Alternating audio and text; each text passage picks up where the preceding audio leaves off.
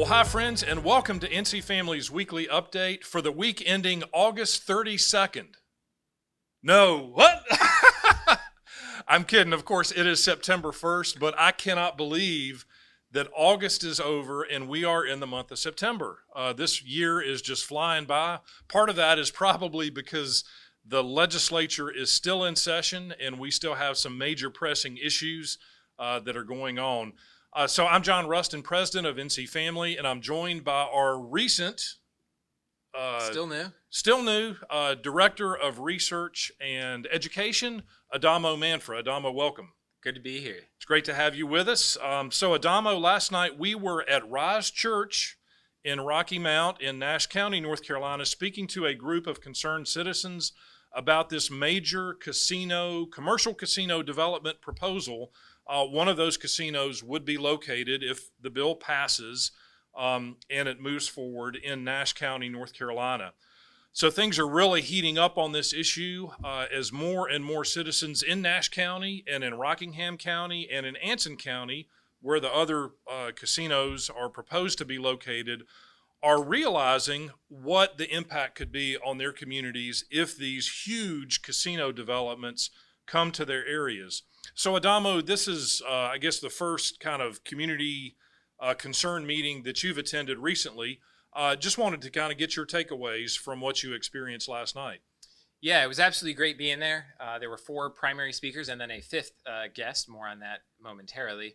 But John opened up and made a great case educating the local citizens about the true impacts of casinos and the true damage and risks that they bring to the community, and some of the countervailing arguments for why it sounds like it might be good, but in fact, it doesn't bring the great glory that it promises. Followed by our good friend, Reverend Mark Creech from the Christian Action League, who made an awesome biblical-based argument for the vices that it introduces and how our biblical values wouldn't speak to even this kind of business, if you want to even call it that, which was a great thing. And then followed by 2 commissioners from the county board there, both of whom I think made distinct but great cases for the local populace about all of the great success that their county is already having, all the jobs they need to fill, and we don't need all these different jobs to pull away from the good quality jobs that they're bringing to their community already.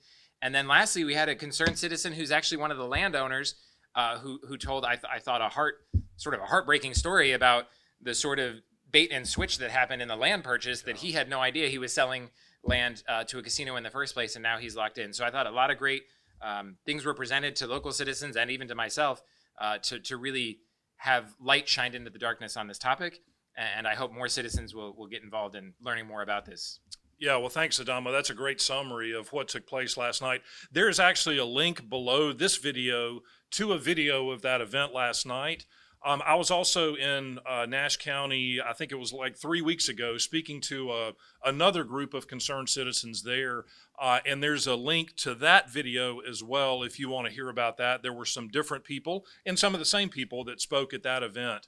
But again, the point being that as local citizens are becoming more and more aware of the negative impacts that these major casino developments could have in their communities, they are really getting out there and getting engaged and expressing their concerns to their local elected officials, to their state elected officials, and to other members in their communities, which is so important. So yeah, thanks for the summary. Absolutely. So in other breaking news on the gambling front, WRAL News in Raleigh released an article yesterday afternoon highlighting an investigative report that was put together by Bob Hall, who used to be the executive director of Democracy North Carolina, about some really interesting news. And that is basically, and I'm going to quote, "Donors tied to gambling and marijuana businesses gave North Carolina lawmakers over $500,000 in campaign contributions during the first 6 months of this year as the General Assembly weighed proposals to expand each industry, both the gambling industry and the medical marijuana or marijuana industries."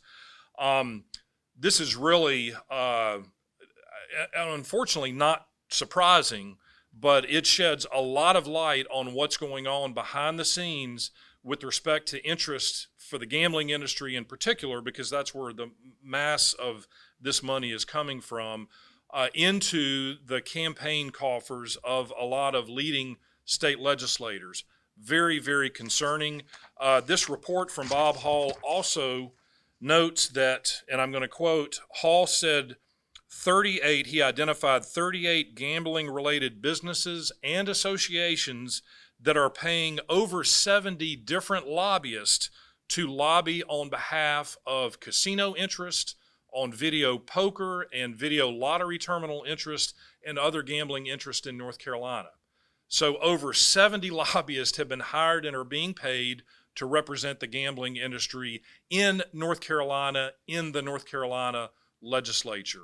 This is, again, unfortunately not a terrible surprise to us because we're down there every day. We see these lobbyists run around. We are lobbyists ourselves, but they have amassed a massive bankroll of lobbyists that are working to get this casino proposal pushed through the General Assembly, to get video lottery terminals pushed through the General Assembly. They did this on sports gambling just a few months ago.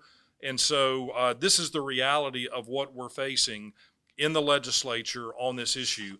So you can go to WRAL.com and look for this report. It's entitled $500,000 in Gambling Marijuana Campaign Donations Flowed to Lawmakers Considering Related Votes. So you can look at that. You can also access through that article Bob Hall's research and kind of dig into that deeper.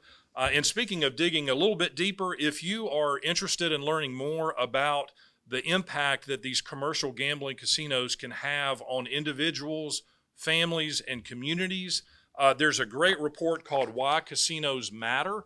This is linked, again, below the video where you can access that. This is a study that was done a number of years ago by national leaders and national organizations that came together to really study in a very comprehensive way the impact that commercial gambling casinos have on our communities, our state, and our nation. And that's really a very comprehensive report. So avail yourself of that resource if this is something that is of interest to you. And finally, if this is an issue that is of concern and interest to you, our state lawmakers are going to be back in Raleigh next Tuesday, September 5th. They're supposed to be. We're assuming they're going to be meeting, and this would be an excellent time if you're concerned about this casino proposal to come down to the legislature to meet with your lawmakers and express your concerns and your opinions to them. Of course, the state legislative building is on Jones Street in downtown Raleigh.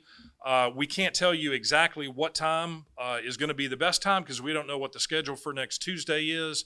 But if you come, I would say between the hours of 10 o'clock in the morning to 4 o'clock in the afternoon, you may have a pretty good chance to meet with your state legislators and talk to them about this issue. And friends, believe me, they need to hear from you because this decisions about whether this proposal moves forward, especially as part of the state budget or as a separate bill, those decisions are going to be made very soon. So it's a critical time, and your state lawmakers definitely need to hear from you about this very disturbing and very misguided proposal. So, Adamo? Yeah, absolutely. We'll be down there on Tuesday on this issue, so we welcome you to join us. And I know listening to John, it might sound like we're outnumbered by the 70-plus lobbyists on the other side, but we're not outnumbered because you are with us. Yes. And we're not outnumbered because the Lord is with us. Amen. The battle is fought, the war is won, but we're still in the fight for all of you. I encourage you, as John said, to educate yourself on this if you're not, so that you have something to offer to your state legislatures. And please do talk to them because as the commissioners for the county last night made clear, like it's not on the local commissioner to make the decision. If the state passes it, the state passes it. So you have to speak up, not just to your local board, but to your state representatives. Yeah. So again, next Tuesday, please come to the General Assembly, meet with your lawmakers. We'll be down there, so look for us. And of course, get in touch with us through our website or by phone at 919-807-0800. Again, our office number is 919-807-0800. Give us a call and we can provide more information about that. Adamo, thanks for being with us today. Great to be here. Appreciate your insights. Friends, thank you as always for your interest, for your attention, for your support, and for your prayers, most importantly. and just keep it up. And we hope and pray that you and your families have a wonderful Labor Day weekend. We hopefully will see you on Tuesday. If not, we will definitely see you next Friday with another NC Family Weekly Update. God bless you, and thanks so much.